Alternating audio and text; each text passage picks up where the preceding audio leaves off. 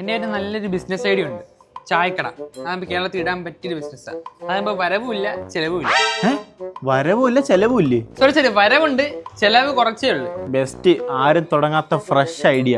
എന്റെ മനസ്സിൽ വേറൊരു ബിസിനസ് പ്ലാൻ വരുന്നുണ്ട്. കഴിഞ്ഞ വർഷം നീ ഇതേ സമയത്ത് നീ ഒരു ബിസിനസ് ഐഡിയ ആയിട്ട് വന്നേ, ഓർമ്മയുണ്ടാ?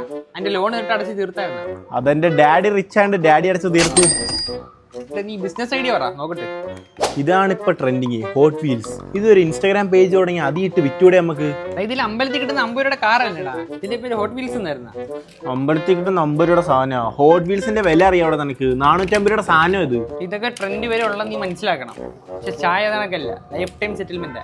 ഈ ട്രെൻഡിങ് ടൈം കൊണ്ട് നമ്മൾ ലക്ഷപ്രഭാസ് ആവും. പ്രഭാസ് അല്ല, നവാസ്. ചായക്കട ഫിക്സ്, അത് മതി. ഞാൻ എന്തായാലും ഹോട്ട് വീൽസ് ബിസിനസ് വിട്ട് വരെ കളിയില്ല. ഞാൻ ചായ ബിസിനസ് വിട്ട് വേറെ കളിയില്ല. എന്താ ഇനി അന്ന് പറഞ്ഞ ചായ ബിസിനസ് ഐഡിയ? ആ ബിസിനസ് നടക്കത്തൊന്നുമില്ലടാ. ബാപ്പ വിളിച്ച് ഗൾഫിലോട്ട് പോവാ. എന്താ ഇതിന്റെ ബിസിനസ് ഒക്കെ? ഹോട്ട് വീൽസ് ബിസിനസ് നമ്മളെ കൊണ്ട് നടക്കത്തില്ലടാ. പക്ഷെ എന്റെ മൈൻഡിൽ വേറൊരു ബിസിനസ് പ്ലാൻ ഉണ്ട്.